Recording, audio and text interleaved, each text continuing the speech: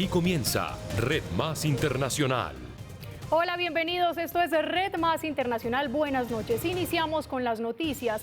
Mientras crece la expectativa, hoy se llevó a cabo la tercera audiencia abierta y televisada en la investigación para un eventual juicio político contra Donald Trump.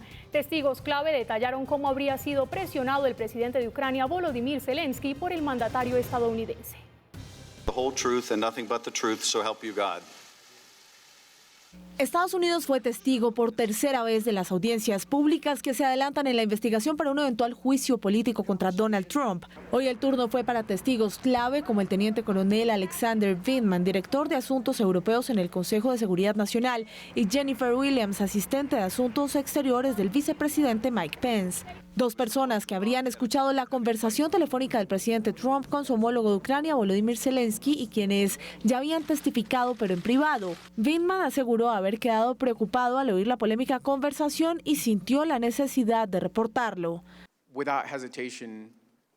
Sin dudarlo, supe que tenía que informar esto al abogado de la Casa Blanca.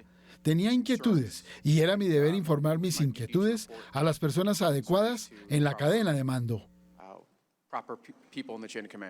Recordó algunos detalles. Por lo que recuerdo, el embajador Sondland dijo que para conseguir una reunión en la Casa Blanca, los ucranianos tendrían que proporcionar un producto que pudiese ser entregado, que son investigaciones específicas. Y fue así como calificó la conversación.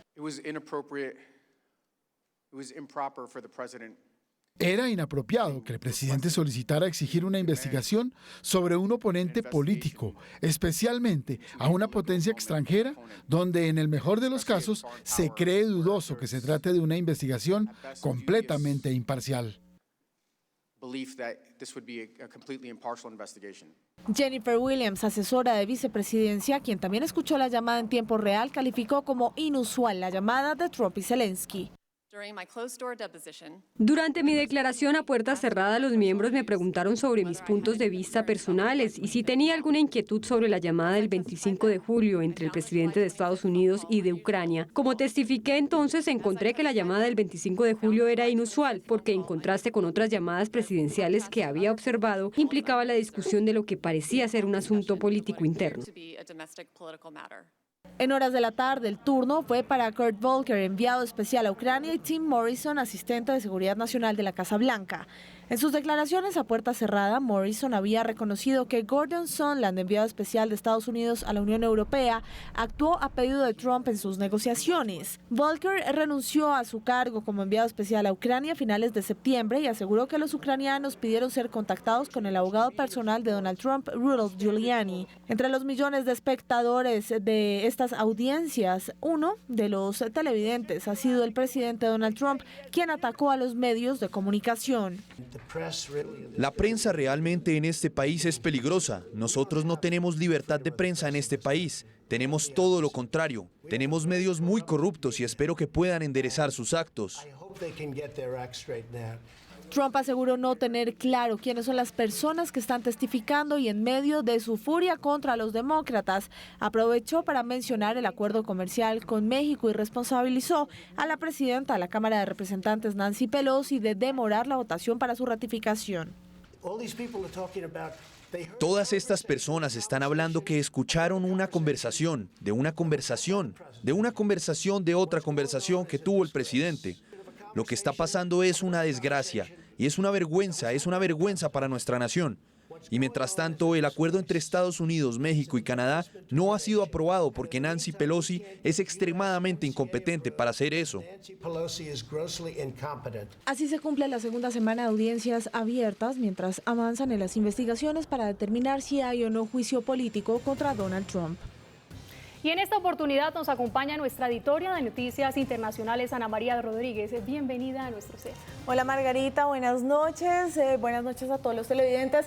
Pues los estoy acompañando aquí porque definitivamente este tema de las audiencias públicas es uno de los temas más importantes, de las noticias más importantes que se han dado en Estados Unidos este año, y por eso invitamos al profesor David Castrillón. Él es investigador de la Universidad Externado de Colombia, también docente y experto en todos estos temas de Estados Unidos. Profe, buenas noches, bienvenido. Muchas gracias, un gusto estar acá con ustedes. Bueno, entremos en materia y esta ya es la tercera audiencia pública televisada. Estos 4 testigos que estuvieron hoy, ellos ya lo habían hecho a puerta cerrada y después es que sale esta iniciativa que ya las audiencias tienen que ser abiertas y televisadas.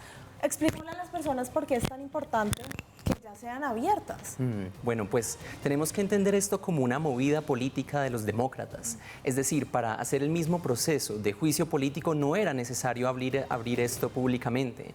Entonces podemos entender esto como una decisión de los demócratas que quieren hacer un espectáculo de unos testimonios que ya se han dado y esperan ellos que ojalá, gracias a estos testimonios, a estas personas que compadecen y dicen lo mismo que hicieron hace unas semanas, que el público estadounidense se ponga detrás de los demócratas y los apoye para finalmente votar y pasar esto al Senado. Pero eso sí hay que tener en cuenta que aún con todo lo que ha pasado, el apoyo para hacer este proceso de juicio político entre los estadounidenses está por menos de 50% en Estados Unidos. La mayoría no apoya que se haga este impeachment. Evidentemente hay un país dividido en este momento. Esta ya es la segunda semana de audiencias abiertas en Estados Unidos y cuando inició todo este proceso, cuando Nancy Pelosi anunció que se iba a dar esta investigación para saber si hay juicio político o no contra Donald Trump, también decían, bueno, en caso de que esto llegue a pasar, se tiene que dar antes de que se termine el año. ¿Cómo estamos ahí en ese tema de fechas y qué tiempos tienen exactamente los demócratas para poder hacerlo en caso de que sea posible?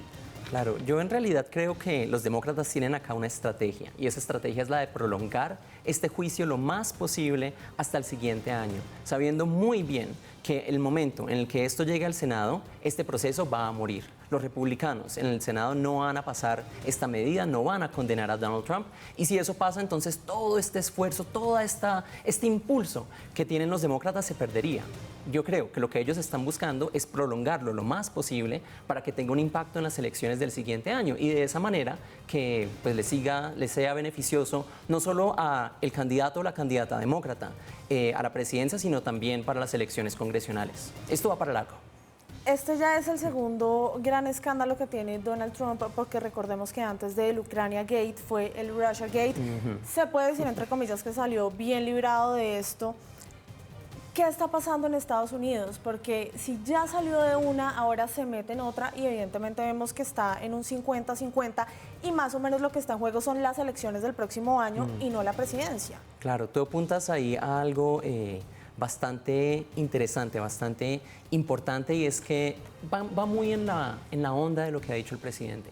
El presidente dijo que el Russiagate era no más que una casa de brujas, que era una forma de desperdiciar los impuestos de los estadounidenses y ahora está diciendo los demócratas lo están haciendo de nuevo.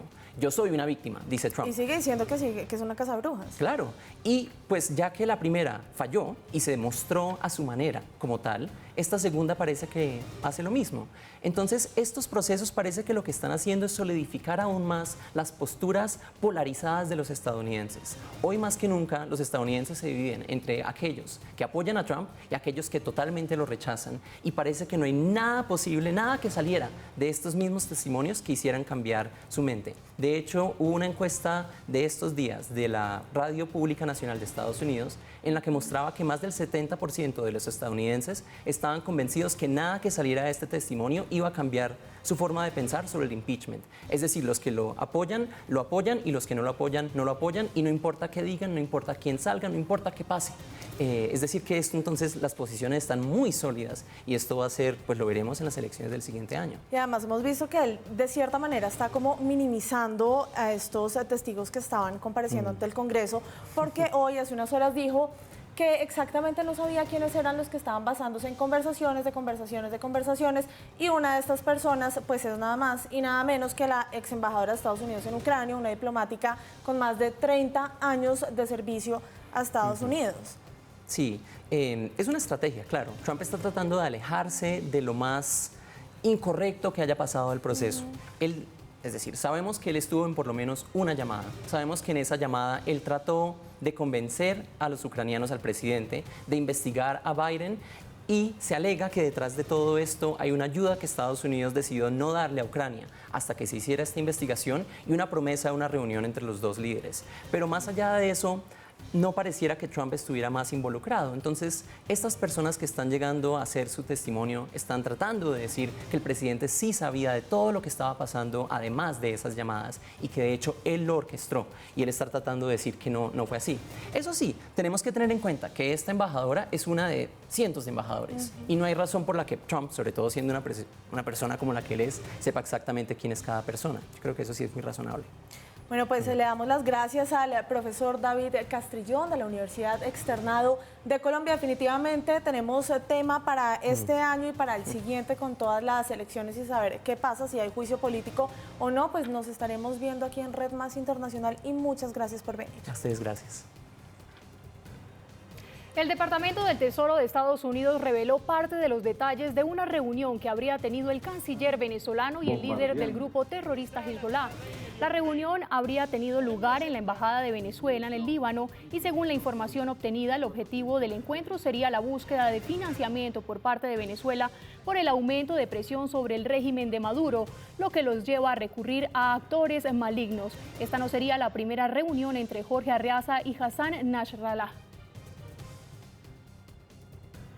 Y mucha atención que hace pocos minutos el gobierno interino de Bolivia confirmó el cese de todos los embajadores designados por Evo Morales.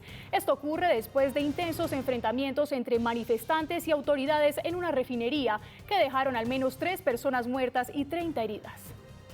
Un grupo de seguidores del expresidente Evo Morales intentó bloquear la salida hacia La Paz de camiones cisterna de la empresa estatal Yacimientos Petrolíferos Fiscales Bolivianos, ubicada en Sencata. Horas después, militares y policías realizaron un operativo para desbloquear la refinería, lo que terminó en fuertes disturbios entre manifestantes y autoridades.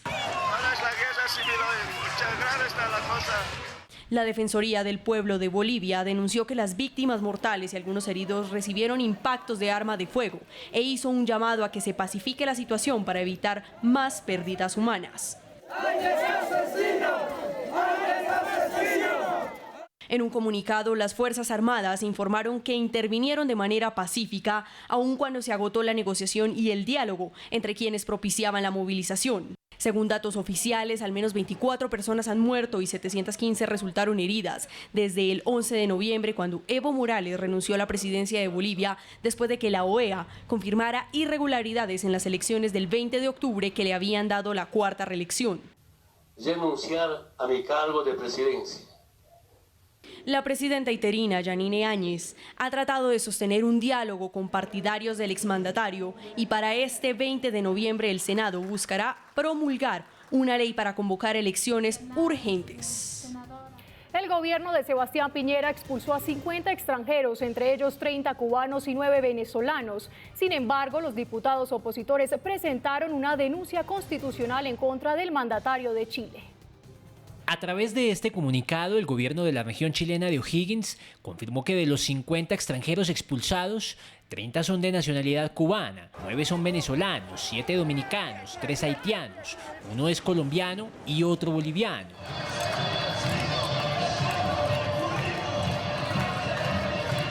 También destacó que algunos de esos ciudadanos estaban de forma irregular en el país, mientras que otros cometieron delitos en las recientes protestas contra el presidente Sebastián Piñera, que ya cumplieron un mes.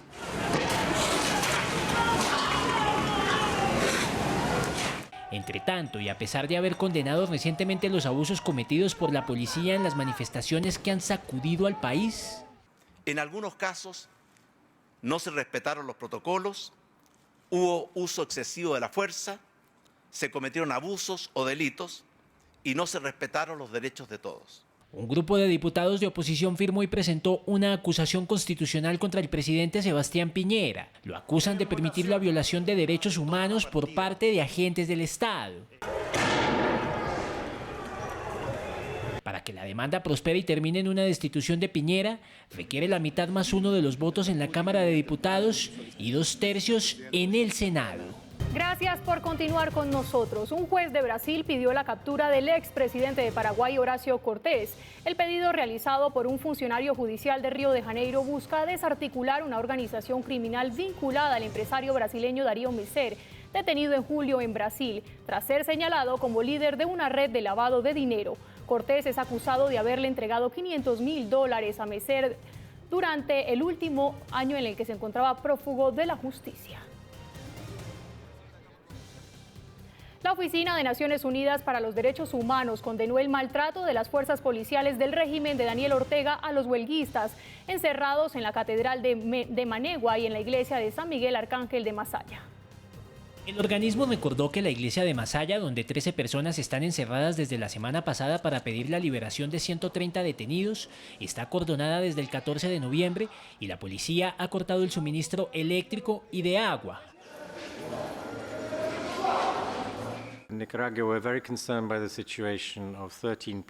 En Nicaragua estamos muy preocupados por la situación de 13 personas que como forma de protesta entraron en una iglesia, que luego fue rodeada por la policía. También nos preocupa que otro grupo de opositores fue detenido tras brindar ayuda puramente humanitaria al primer grupo y que han sido acusados de cargos criminales severos.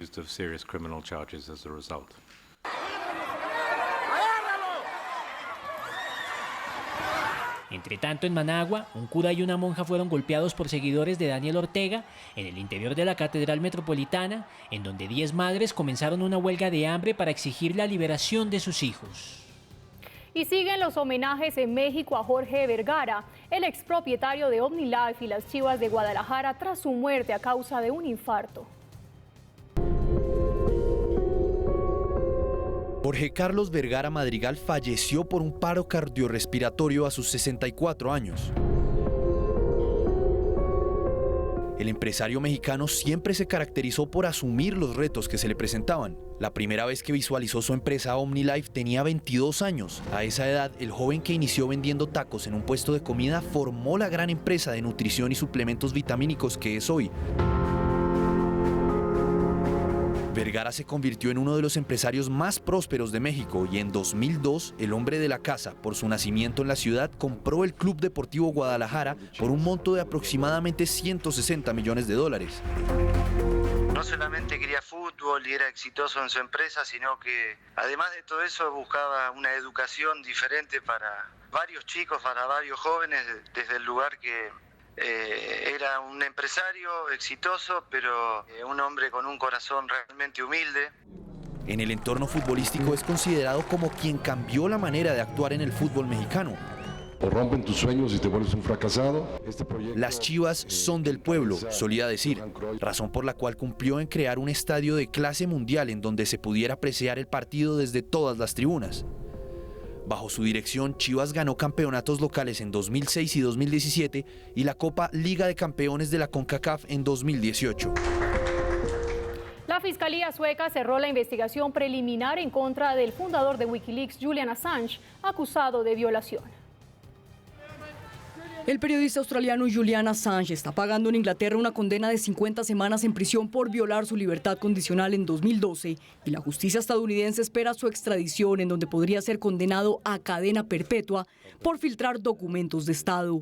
Suecia también lo buscaba por acoso sexual a una mujer que habría asistido a una de las conferencias de su compañía Wikileaks en 2010. Pero por falta de pruebas, una vez más la Fiscalía sueca decidió archivar el caso. Después de la investigación adicional y los pasos de investigación tomados durante el verano y el otoño, es claro que el testimonio oral de apoyo a la declaración dada por la parte lesionada se ha debilitado. Esto se debe principalmente a que ha pasado mucho tiempo desde que tuvo lugar el evento. Los recuerdos se desvanecen por razones naturales. Por 7 años, Assange esquivó la extradición a Estados Unidos mientras estuvo asilado en la Embajada de Ecuador en Londres. Un asilo que el presidente Lenín Moreno dio por terminado, lo que produjo su inmediata captura en abril de este año. La Corte de Magistrados de Westminster en Londres dará inicio al juicio de extradición del fundador de Wikileaks en febrero de 2020. Pese a la dimisión del primer ministro libanés, las protestas en contra del gobierno continúan. El legislativo no pudo sesionar por los bloqueos a la entrada del Parlamento. Las protestas que iniciaron el pasado 17 de octubre y significaron, entre otros, la renuncia del entonces primer ministro Saad al-Hariri, no cesan en el Líbano. Los manifestantes, cansados de la corrupción, exigen cambios en la clase política del país. Hoy lo que hace la gente no es fácil. Durante 30 años el pueblo libanés nunca ha derrocado a un gobierno en la calle. Nunca han descarrilado una sesión parlamentaria en la calle. Esta es una nueva victoria para la revolución y continuaremos hasta que logremos nuestros objetivos hasta el final. El pueblo libanés aglomerado a los alrededores del Parlamento en el centro de Beirut impidió que el poder legislativo sesione. La mayoría de los diputados no lograron abrirse paso para llegar a tiempo. La sesión fue pospuesta. Se decidió lo siguiente: se considera que los comités parlamentarios trabajan con todos sus miembros y los presidentes de estos comités y sus miembros deben ser informados como tales. Además, la sesión se ha pospuesto para una fecha posterior que se decidirá en consecuencia. Los manifestantes consideran ilegales las sesiones del Parlamento, pues no cuenta con un gabinete tras la renuncia de Hariri, y seguirán bloqueando las entradas para impedir a los diputados llegar a su lugar de trabajo. Un sirio amante de los animales juega y hasta se da besos con peligrosos felinos como leones y tigres. Su sueño, abrir el zoológico más grande de su país.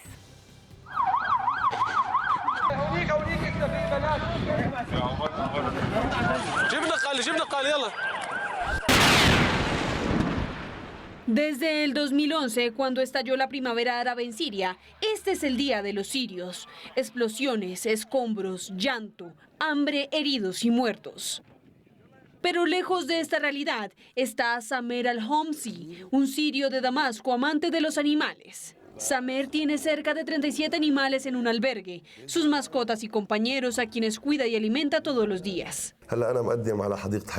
Apliqué para invertir en el zoológico Al-Adawi. Quiero crear el zoológico más grande de Siria y traer todo tipo de animales a mi país, Siria, para impulsar los paseos escolares al zoológico. No tenemos un zoológico grande en Siria. Samer debe gastar alrededor de $200 diarios para alimentar a los animales que están bajo su cuidado, y para ello vende algunas crías a personas que, según él, sientan la misma pasión por los animales. Estados Unidos advirtió a Corea del Norte sobre el bloqueo en los diálogos de desnuclearización. Desde Washington aseguraron estar preparados para disuadir al régimen de Pyongyang, que declaró su negativo a participar en más cumbres mientras se mantenga una política que denominan hostil en Washington. Pyongyang emitió un tercer comunicado en menos de 24 horas, en el cual exige el cese de las políticas hostiles estadounidenses y la propuesta de concesiones para reanudar los diálogos. La administración Trump respondió con una clara advertencia: en caso de que la disuasión no funcione, están listos para luchar. La cadena estadounidense de comida rápida Kentucky Fried Chicken correrá con los gastos del matrimonio de una pareja que se comprometió en uno de sus establecimientos en Sudáfrica.